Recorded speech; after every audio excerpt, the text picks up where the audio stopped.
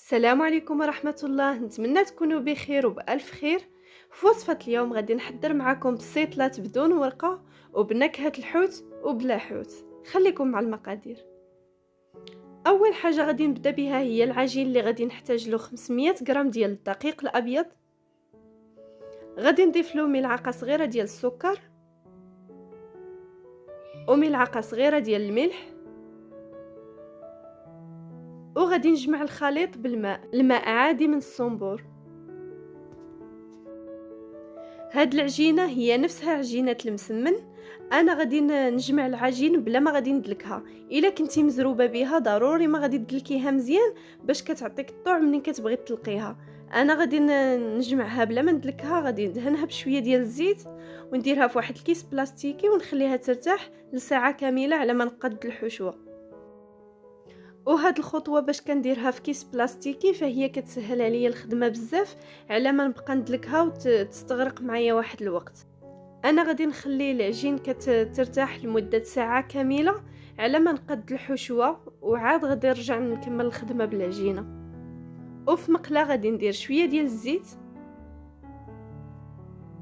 وغادي نضيف بصله اللي كنكون قطعتها قطع صغيره، وغادي نخلي هاد البصله حتى كتشحر مزيان.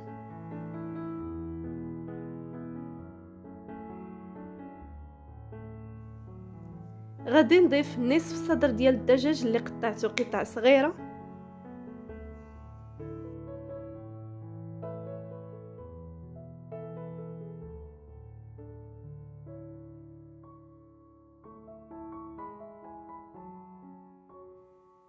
غادي نضيف 2 معالق كبار ديال القزبر والمعدنوس، وغادي نزيد اللب ديال الحامض مصير حتى جيت نصف حامضه مصيره اللي قطعتها حتى هي صغيره، و2 دراس ديال الثوم، ملعقه صغيره ديال البابريكا، ملعقه صغيره ديال سكينجبير، خرقوم، وراس معلقه ديال البزار. غادي نزيد ملعقه صغيره ديال الملح، ومعلقه صغيره ديال الصلصه الحاره ولا الهريسه اللي كتبقى على حسب الرغبه، و2 معالق صغار ديال صلصه الصوجا.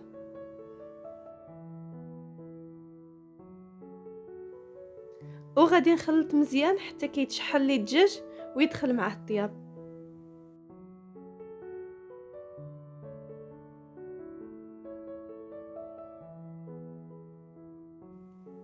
غادي نضيف معلقه صغيره عامره مزيان ديال مركز الطماطم، وغادي نضيف كميه ديال الزيتون الاخضر اللي قرطته صغير. هاد الشرموله كتجي نفس الشرموله ديال الحوت، ولكن عوض ما ندير الحوت درت الدجاج. وباش نعزز داك المذاق ديال الحوت فيها غادي نضيف نصف ضامه ديال بنه السمك اللي ممكن نعوضها بمعلقه صغيره ديال عطريه الحوت.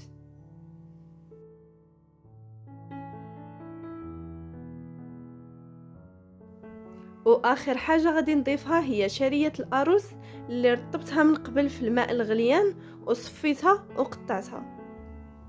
غادي نخلط مزيان ونتاكد انه ما بقاش عندي شي قطره ديال الماء لا في الشعريه ولا في الحشوه. دابا وجدت الحشوه غادي نطفي عليها ونخليها حتى تبرد مزيان، وندوز انايا باش نقاد العجين. هذه هي العجينه من بعد ما ارتاحت. غادي نشكل منها 4 الكرات.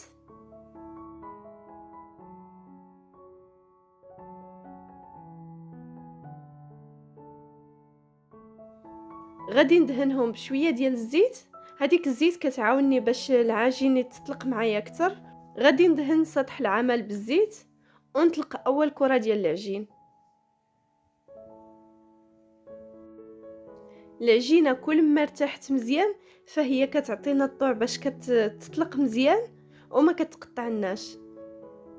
كيف كتشوفوا طلقتها مزيان. دابا غادي ندوز باش ندهنها الزبده المارغرين اللي ذوبتها. بالنسبه للزبده فهي كتعطينا التوريق والهشاشه لهاد البسيطلات. وكنطوي نفس الطيه ديال المسمن.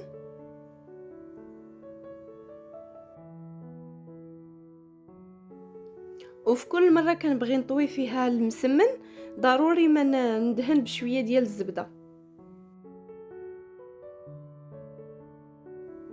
ودابا غادي نرجع نسرحها على شكل مستطيل، على واحد السمك اللي يكون مناسب، ما غليظش بزاف وفي نفس الوقت ما يكونش رقيق بزاف.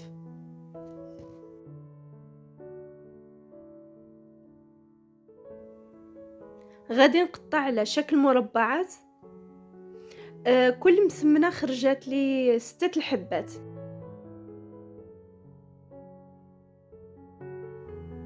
وغادي ندير القطعه الاولى ديال العجين في واحد الاطار. انا استخدمت الغطاء ديال علبه النوتيلا. وبالنسبه للحشوه غادي نضيف لها كميه ديال الجبن الاحمر من بعد ما بردات الحشوه باش ما يذوبليش.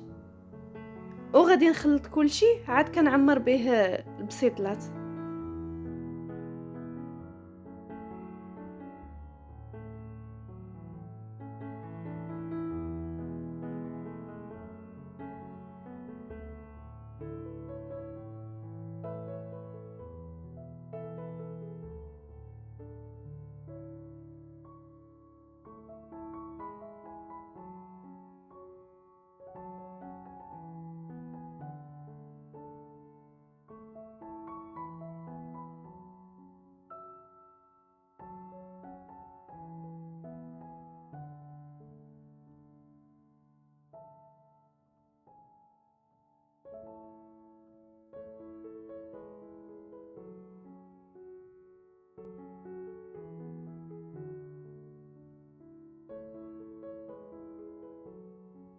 غادي نديرهم في صينيه ديال الفرن وندهنهم باصفر بيض من الفوق، وندخلهم للفران اللي يكون ساخن مسبقا، ونديرو على 180 درجه كيطيبوا على خاطرهم باش كيجيو لي مقرمشين. وهذا هو الشكل النهائي من بعد ما خرجتهم من الفران. زينتهم بشويه ديال الجبن الاحمر من الفوق بديك الشرموله اللي درنا لهم، كيجي مذاقهم تماما بمذاق الحوت، لذاذ بزاف وما تشبعوش منهم، والعجين كيجي هشيش بزاف ومقرمش. نتمنى تعجبكم الوصفه ديال اليوم، وكيف العاده ما تنسوش تخليو لي لايك وتعليق الفيديو وتشاركوا الفيديو مع الاهل والاصدقاء ديالكم. نتلاقاو في فيديو جديد ووصفه جديده. بسلام عليكم.